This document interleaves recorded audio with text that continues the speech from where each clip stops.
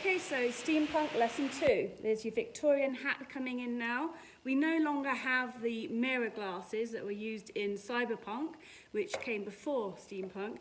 We now have the old-fashioned flying goggles because there was a lot to do with flight symbolism in Steampunk, maybe to do with time travel, because we're mixing the influence of Victorian things such as top hats and things like that and old clock faces with the Industrial Revolution, so things like, metallic screws and bolts and machine parts, steam itself, and also on top of that, the flights. There's lots of things coming in, lots of exciting things, making it look quite mechanical.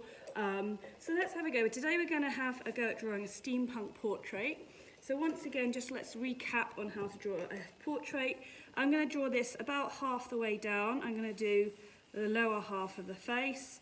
I'll do it fairly dark so you can see, but I would usually be sketching it quite light, which I recommend. Then the top hat is going to be quite high up like this, so we're going to do a smaller oval shape like this, and the head would be going inside it. Now some people draw the hats too small, which doesn't really make logic sense, so we're going to make the hat as wide as the head or a little bit more. Often there is a little ribbon around them like this as well.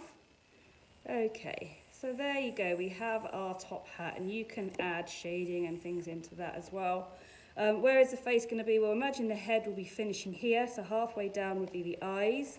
You can put a guideline and put your cross like that so you know where the nose will go. Then decide where your shadow is going to be, so my shadow is going to be on this side of the face. So I'm just going to put that in first of all.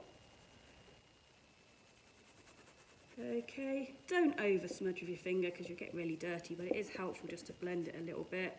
And then we put the neck down here. Okay, so there's a basic structure. We've got the top hat and we've got the main structure of the face. Put a little bit of shading in here because this is going round the edge. Shading in there, shading in there. So what do we need to include on these? Parts of machines and stuff like that. So I'm going to actually have some on the face. I'm going to draw like a circular shape here on the darker side, and then I'm going to turn that into the cogs of a machine. And this is going to come around like that. Okay, and then I'll just...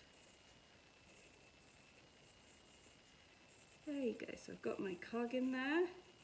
We said clock faces were important as well. Maybe you have that up on the hat. Some people would have a flower, wouldn't they, sometimes? But we're doing a steampunk one, so why don't we do a clock face?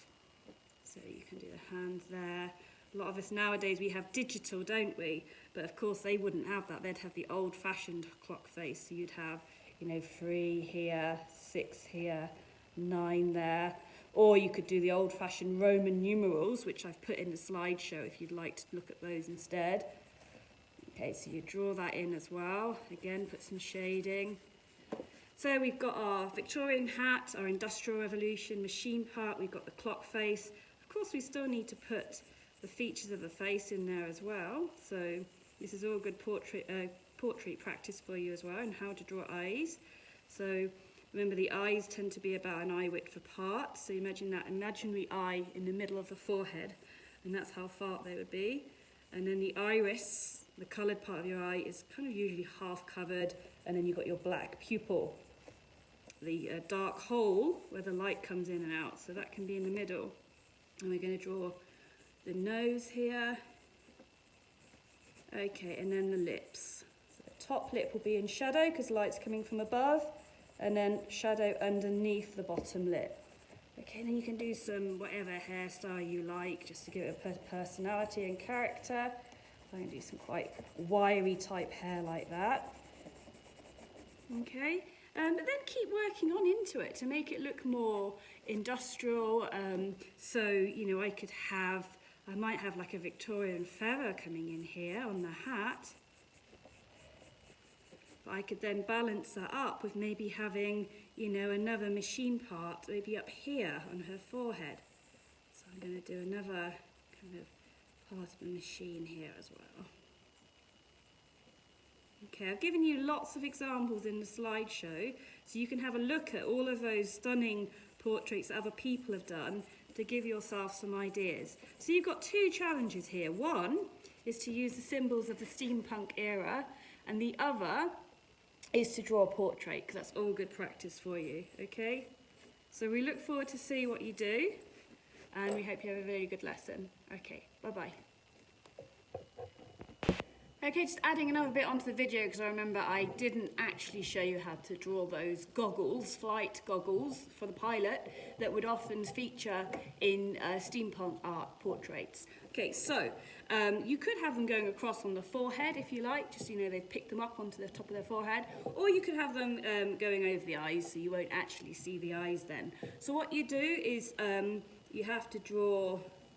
They were actually circles, they weren't these fancy kind of elongated sunglassing type things. They were circles like that. I'm going to put them a little bit off so they're going to the side, so it's slightly in profile. So 2 circles, same shape, size. And then I'm going to look as if they're slightly from the side because they were quite big, so I'm going to draw 2 edges coming back on either side like that. And then follow that around parallel like that, and again. Okay, so they're really pinging out. That's the style that they had.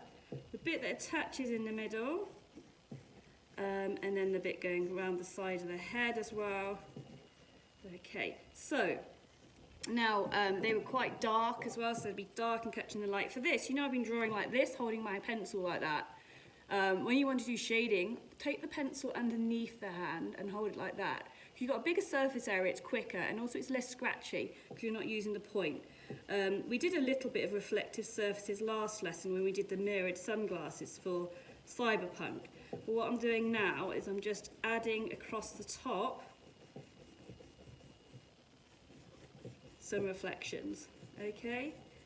And if you want to also grab your rubber and pick up bits of light, you can still see the eyes coming through a little bit. Now these are the old-fashioned flight goggles, so sometimes with steampunk they do make them look a little bit kind of punky style as well, and what I mean by that is they might put some kind of spikes or something coming around the edge, so they look a little bit futuristic still. Okay, so that's my added on little bit of the goggles for the steampunk hat. I hope you enjoy your lesson. Bye bye.